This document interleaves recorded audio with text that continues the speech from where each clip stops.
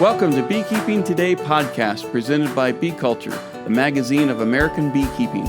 Beekeeping Today podcast is your source for beekeeping news, information, and entertainment. I'm Jeff Ott. And I'm Kim Flood. I'm the editor of Bee Culture magazine. It's exciting to bring another episode of Beekeeping Today podcast during Pollinator Week. And today we're looking at another perspective of the pollination industry, and I think it should be a good time, Jeff. Yeah, I think so too. We were really lucky to get a hold of John Miller this last week and talk to him about all things pollination and pollinator. John's a wealth of information, and I'm looking for this interview. So let's get right to it. Good. With us now is John Miller of Miller Honey Farms. John is a longtime beekeeper and pollinator, and he's with us here today in recognition of Pollination Week to talk to us about the pollination business. He's seen it all, and I'd like to hear a little bit more. So, John, welcome to Beekeeping Today podcast. Thanks, Jeff. Hey, Kim. This is John. I run Miller Honey Farms. I'm generation number 4. Generation number 5 is Jason, and he'll soon be taking over with my longtime general manager, Ryan Elison. We run honeybees in North Dakota and California. We pollinate crops in California, and we try to make a little bit of honey in North Dakota. About how many hives do you run? We run about 17,000 hives. Some years a few more, and some years a lot less. Mm-hmm. It's beekeeping. It's commercial beekeeping. You know, we're commercial guys. Yeah. John, it's been a long time. How you been? I've been good. Thanks, Kim. Thanks for having me on. I appreciate it. I think one of the things what we want to do today, John, is you hit it up nail on the head here when you said we're commercial guys, and what we want to explore today is try and give people a rundown of a pollination move. You're picking them up, taking them, setting them down, picking them up, and bringing them home. What's involved? What does it do for your bees? Just sort of how it works in the big scheme of beekeeping in general and your business in particular. Can you share that with us, John? Sure. Modern beekeeping in America is being driven by pollination work, and that's being driven by almond pollination. The almond industry continues to grow and thrive, and the demand for bees continues to increase. We're trying to respond to that, along with a lot of other beekeepers, because the demand for good bees outstrips the supply of good bees. So we're working hard to address that shortage and meet the demand by this almond industry. Well, John,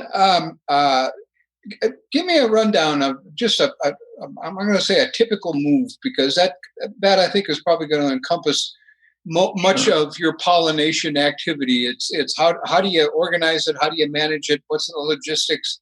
What does it do for your bees? Sure. We start preparing for the almond season in 2019 today. Today we're reaching out to our growers and getting an assessment of what their needs are for 2019. We're monitoring our hive health through a combination of the Bee Informed Project and our own monitoring, make sure our hives are in good shape. 60 days from now, we'll be pulling any harvest supers off 2 months from today, preparing for almond pollination in 2019. That is, the background of the hive has to be really good so it can survive the rigors of winter. The varroa counts have to be under control and verified that they're under control. Later, we'll get into the weeds of the specific location, the specific almond locations. Kind of draw me a picture here, John, of like I said, the logistics. Paint me the picture of the activity. How many people you got involved that do this? Getting the hives on the trucks, getting them to wherever it is they're going to be going, and I've been there, so I can kind of see it, but I know a lot of people have never been part of that big of an operation, and the scale, and like I said, the people, and how many trucks and how many bees are you moving, and just give me Miller Honey Farms pollination move. I'll start with my relationship with the grower, because the more I know about his orchard, the better a job I will do. The more I know about and I'll just be brief here, his gates, his managers' names, his surrounding neighbors and the crops they grow. The more I know about his irrigation, the more I know about his rootstock, and the more I know about how well he manages the health and well-being of those trees, the better a job I can do. So how many are you moving at a time? In a nutshell, we move about 40 semi-loads of bees in about 40 days, from about the 10th of January to about 40 semis in 30 days. So it's about, we need to move 1.5 semis a day, placed correctly. It takes about 20 guys. There will be 3 guys loading out of the building. The driver's on the way. It takes 3 days to get here. We have the crews ready to receive the bees in the orchards.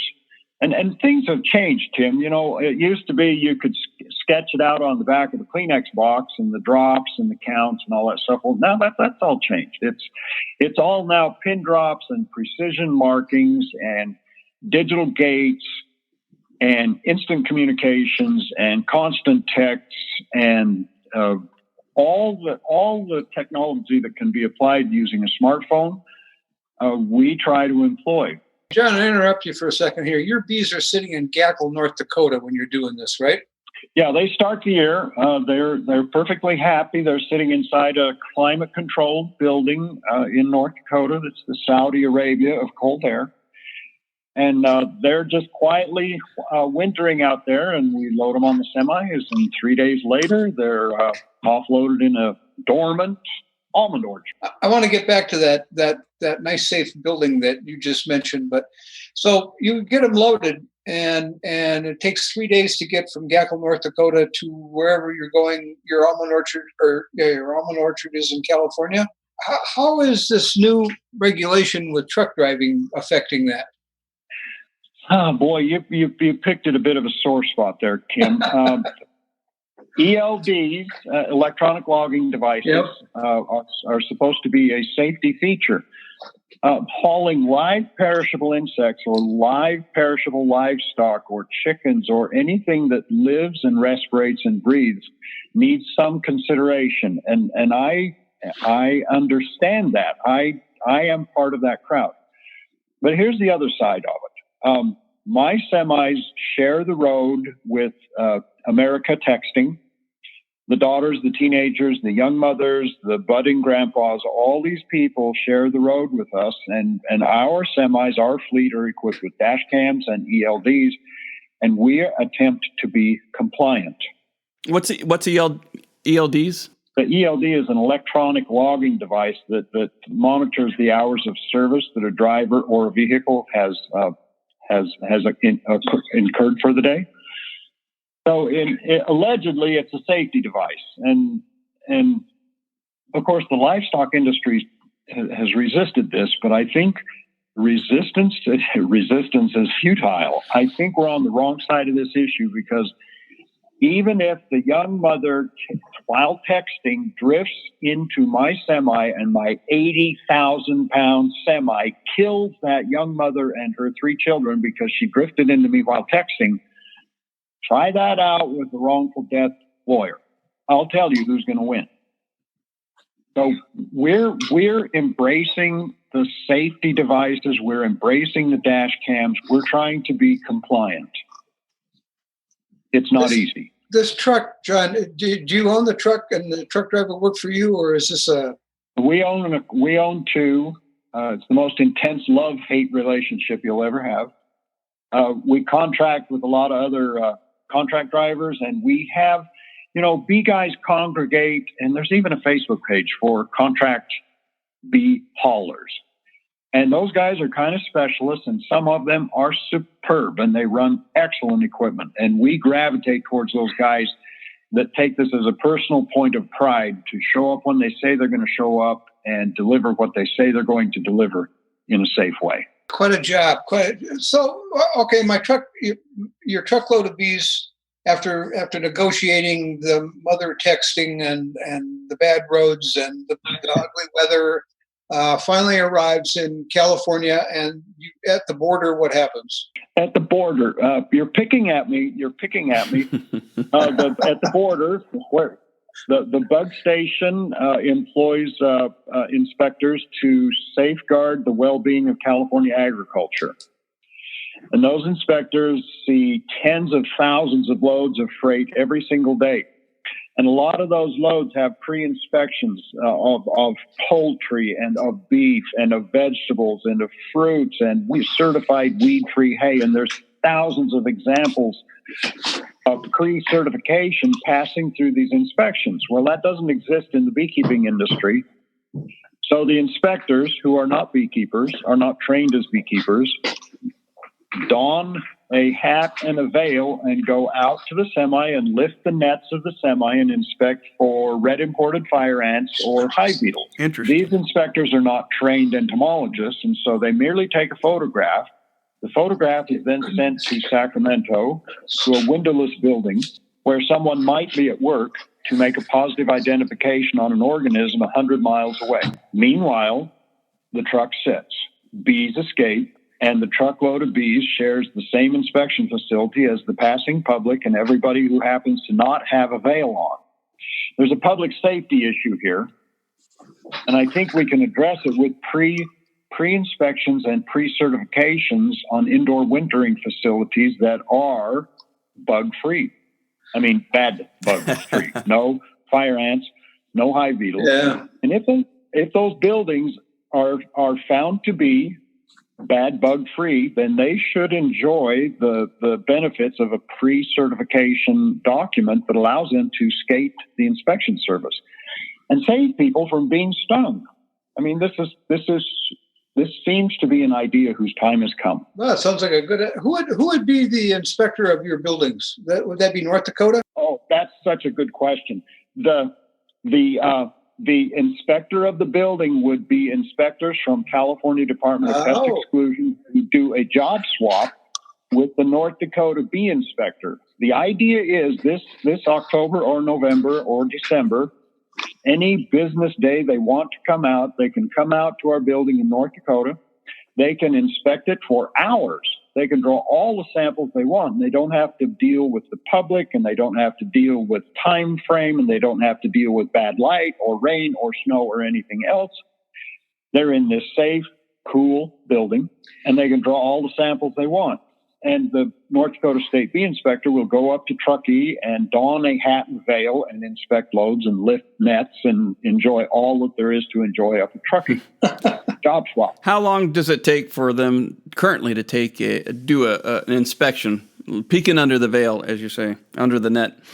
Yeah, that's also a how do I say this? If upon lifting the nets, the first 10 rows of bees, and they're only inspecting the bottom pallet on the first 10 stacks of bees, if those first 10 stacks of bees are clean, new pallets, clean equipment, bug-free, the deck of the truck is clean of obvious debris and noxious weed seeds. I mean, there's no tumbleweeds all stuffed up underneath there, and if it's a clean load, you're probably going to get a clean look.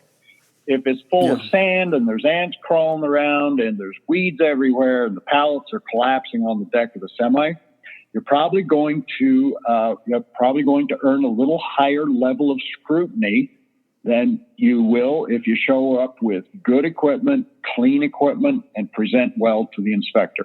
It's just human nature. Sure. I've heard stories, and you probably can confirm these. When a truck shows up that isn't clean, and it requires what do they have to do to make sure they can get those bees into California? Or do they just say, okay, I'm going home? Yeah, it's a very awkward situation. The owner has shipped the bees in good faith. The bees arrive and get a rejection. The option and this happens in the South State, loads coming from the Gulf Coast where fire ant is an issue, or the deep Southeast where hive beetle is an issue. Those loads turn around, go back out into the desert. I don't know where. I don't know who offloads those bees. And then one beehive at a time gets hooked across onto a clean pallet. Then the former pallet gets a power scrubbing or a wash. And then the load is reassembled and resent. Well, if that's an 80-degree day on the 20th of October, you can imagine what's going on around that load of bees. It's terrible. It's terrible for the bees. It's terrible for the public. It's terrible for the equipment. It's a lose-lose situation, and undoubtedly hives drift and queens die. And so if you experience this enough of times, it might change your behavior.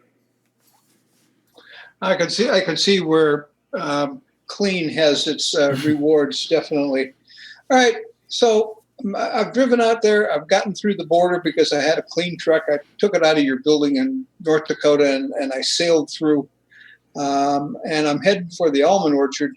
Now, you've already talked about the more you know about the orchard you're going to, the better able you're going to be, and I've seen that work well. What are the problems that you encounter that neither you nor the orchard owner can anticipate before the day that truck pulls up?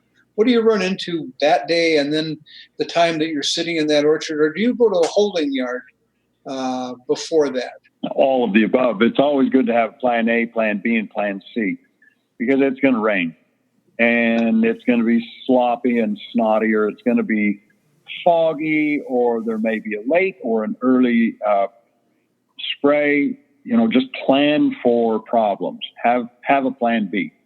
So usually a holding yard, usually a midway spot. We own property in the foothills, so we can deck down 4 or 6 semi-loads here to hold them. We work with other beekeepers work with us. There's quite a bit of collaboration, and the stronger your network is, the fewer problems you're going to have.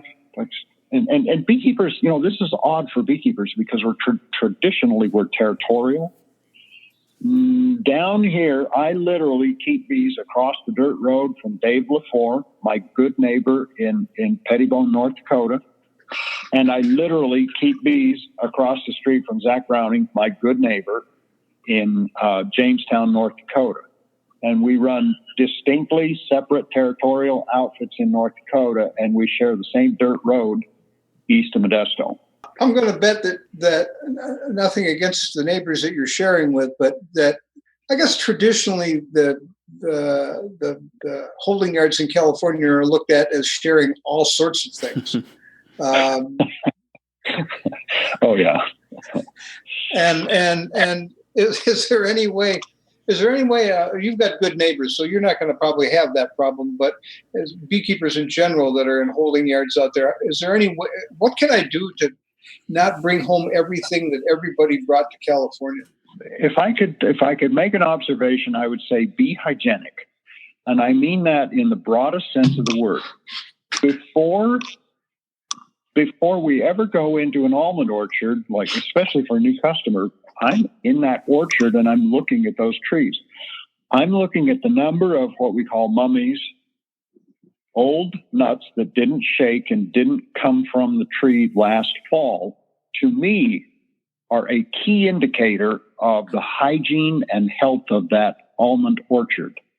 And I watch that. And I also watch to see, and it's very labor intensive. Don't get me wrong. It's labor intensive to send 20 guys through there with long poles to knock those mummies onto the ground, to chop them. But the reason you do that is to eliminate harborage for the peach twig borer and the navel orange worm. Those pests can result in a spray application later in the spring when bees may be present. So I observe the orchards that I'm driving through and looking at and considering as new customers. And there's a parallel there. There's a parallel there between beekeepers and almond guys. Beekeepers that are monitoring and aware of the hygienic conditions within their hives, or the lack of hygienic conditions of their hives, also might create conditions that are dangerous for my bees during that time of the, as Flodham says, the 400-mile-long bee yard. When bees are commingled from across the nation, across the continent, and the more I know about my neighbors, and the more I know about my almond grower, and the more I know about the conditions of the trees and the bees, the better a job I can do. Does that make sense? That makes perfect sense, and it would be. I'm sure everybody would wish everybody else would be that conscientious. But let me kind of change the subject here for a second, John. And Jeff, I don't know if you were aware of this. A story broke this week on an apple orchard in New York that was totally pollinated by a drone.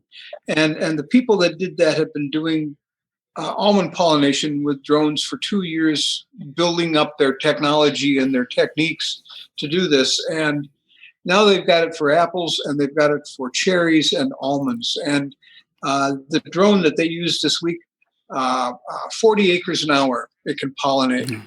And it can pollinate at night. So, John, if I was a pessimist, I'd be looking at this as the end of my job, and possible end of my job. They're not going to be doing vegetables. I don't think ground vegetables, but orchards, trees. I don't know. What do you think of that? I don't know. Where'd they collect the pollen for the drone? Well, they're able to collect almond pollen. They've been collecting almond pollen for years, and they use it. They put it in a box in the front of the hive, and when the bees leave the hive and go visit the almond flowers of a different variety, they pollinate that. So collecting pollen doesn't seem to be too. They're just going to scale up the size of the operation that collects pollen. I don't see that as the biggest problem.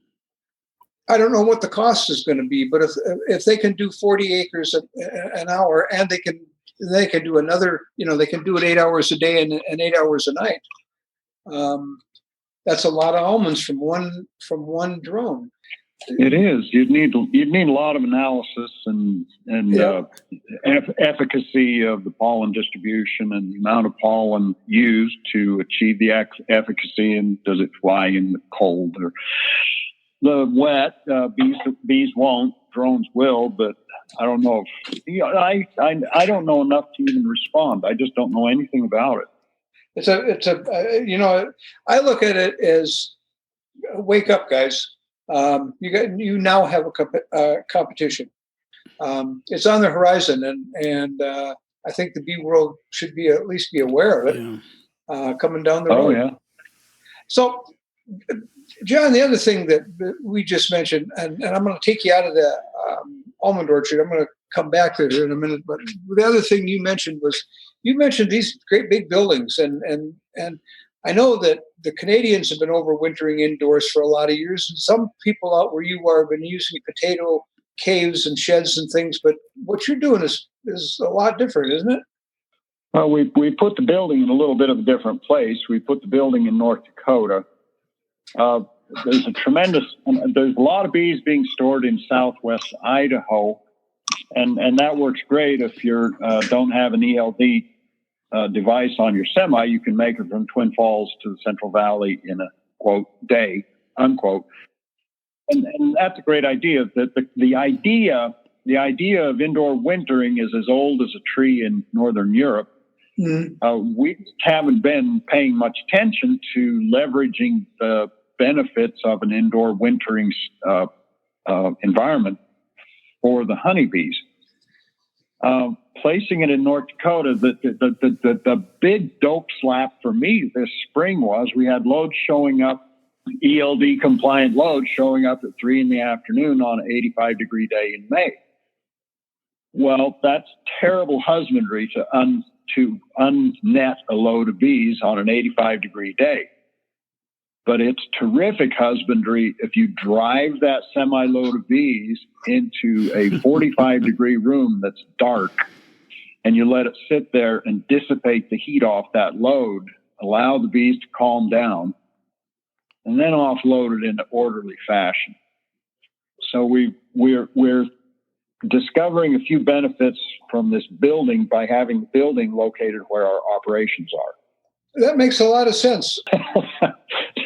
There is a difference between offloading without a hat and a veil in a dark, cold room, and offloading outside in a breeze or a thunderstorm or a soaking rain or a driving wind with a hat and veil and hanging on for dear life. Yeah, there's a difference.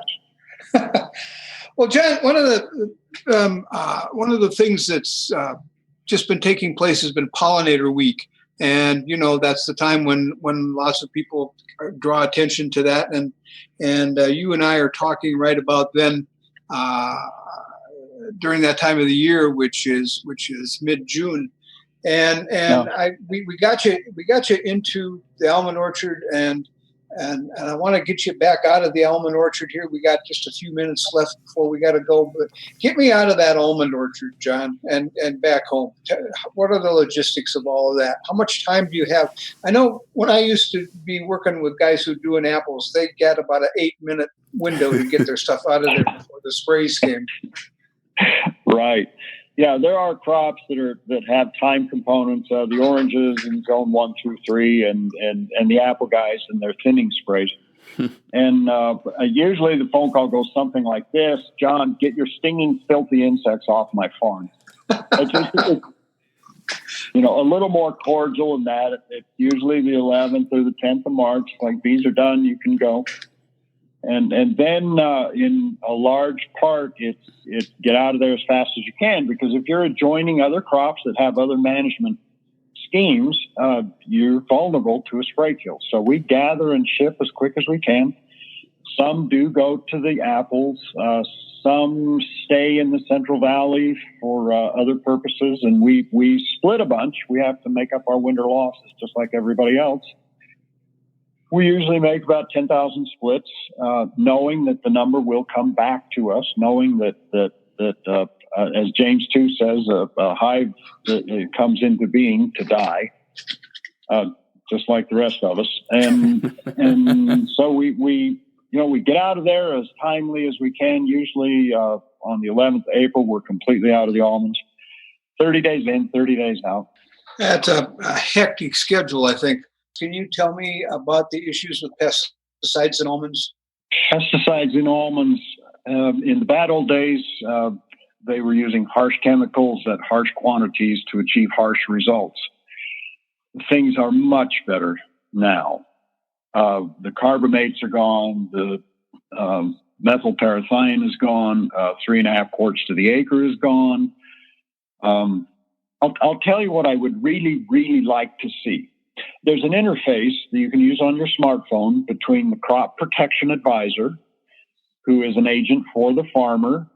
The crop protection advisor sells materials based on recommendations for the pest being targeted. The farmer engages with the crop protection specialist, who then files an electronic notice of intent with the county of San Joaquin to apply a material on a given day at a given rate, all based on the label. And the assistant to the Commissioner of Agriculture in the county of San Joaquin issues a permit.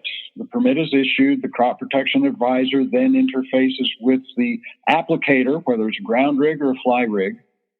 And this open platform of communication exists between the farmer, the crop protection advisor, the county ag commissioner, and the applicator. The key person missing from this is the beekeeper. We're not in that interface, and I'm having a hard time understanding why we are not in this interface, because we also have a seat at the table. We have a statute in California that states 48 hours of notice, and properly registered beekeepers are entitled to this 48-hour notification. I would like to see, in the world of pesticides, I would like to see the beekeeper have a seat at this interface table that already exists. This is not new. This already exists. That we also could enjoy this transparent, technologically driven tool to control pests and avoid losses. Because here's how it now exists. If I want to know why I got sprayed, I go in on the 12th day of the following month to paw through a bunch of printed out records in a file folder somewhere to try to figure out what the hell happened to my bees. That's not transparent. That's not user friendly, and it's not efficient, because 30 days after, remember, 30 days in, 30 days out, 30 days after, those bees could be back in North Dakota going through a profound brood loss because they got hit with an insect growth regulator 17 days before the end of the month, and the following month, the 11th day of the following month, it finally gets posted. That's ridiculous, and it's not defendable. I agree with you, John. I would I imagine most beekeepers would like to see that improved. John, thank you for being here. Jeff, do you got anything you want to put in here? Oh, thanks, Kim. No, I think that about wraps it up for this afternoon. John, I really want to thank you for taking the time out of your busy day to talk to us about the pollination business and your perspective on things. Appreciate it. Thank you. Well, thank you. I got my pollinator shirt. I'll be wearing it next week. I might launder it a couple times during the week, but I'll be wearing it. Very good. All right, John, from out to California. Thank you again from those of us here, and I think we're about ready to close her down for the day, Jeff. All right, thanks a lot, John, and take care. We'll talk to you next time. Thanks, Jeff. Thanks, Kim. Good to see you. Bye-bye. Bye.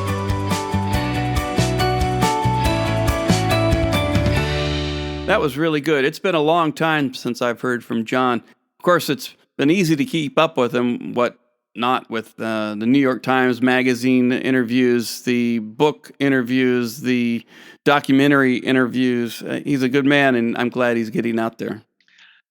I think we were lucky to catch him today because he's pretty much going full tilt all of the time. He's got, what did he say, 17,000 colonies, so keeping track of that much operation. I do want to mention this, Jeff, before I forget. Sure. On October 19th through the 21st, 2018, this coming fall, we're having our annual Bee Culture October event is what we call it.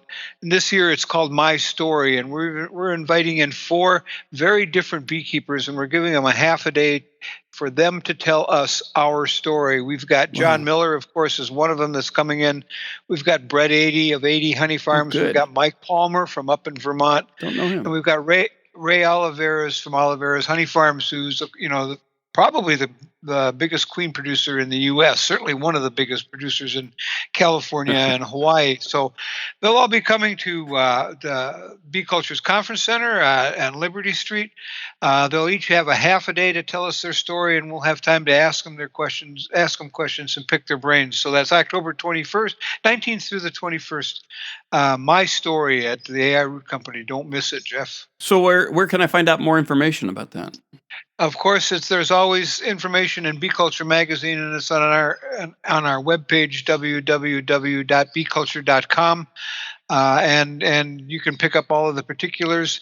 If you go to our webpage, there's information there on hotels in Medina if you want to stay, and places to eat and all of the good information. It's a 2.5-day event, and it looks like we're even going to be able to give you a tour of our candle factory if that's of any interest to you on Friday. So it's Friday candle tour, Saturday and Sunday. Then our speakers will be talking about My Story. Fantastic. That'll be a great event. So what's been on your mind lately, Kim? All right, Jeff, here's our inner covered for this time. The world of commercial beekeeping has never been static, but in the last 20 years, it's been changing faster than a lot of us would like. In times past, honey was a financial cornerstone for a beekeeper, and his or her income was dictated by the honey packer. A half-cent a pound difference when selling the annual crop meant the difference between bust or boom for the beekeeper and his family. That has mostly, but not completely disappeared, but it is certainly better today because beekeepers have more choices. Today, commercial operations generally have about a 20-80 split for their income. 20% comes from honey, and the other 80% is mostly pollination income, but some is coming from selling bees. For some beekeepers, even, selling bees is all there is in a day's work: queens, packages, nukes, and hives.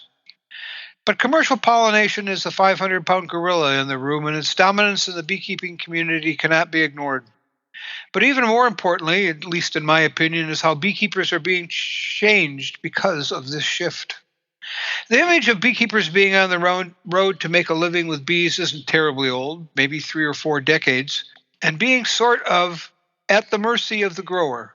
Be here by this date and get out by that date, and you'll probably get paid. Sprays were common, access was too often limited, and as was timely payment. Today, problems still exist, but they are far more sophisticated and too often beekeeper-caused. Recall John's comment on bee hygienic. I gotta tell you, that cannot be overemphasized. nor can his views on the lack of transparency of sprays. The government, the growers, and the sprayer don't consider the bees and the beekeeper in that transaction. At some point, the beekeeping industry must confront this discrimination. They will have to have a labor type movement. Improve this or we will sit it out this year. With 80% or so of our income coming from mostly almonds, though, this is going to be a difficult task. But losing bees every year to this injustice must stop. Well, thanks, Kim. Thanks, John Miller. I know you're listening to the podcast. That brings an end to another Beekeeping Today podcast.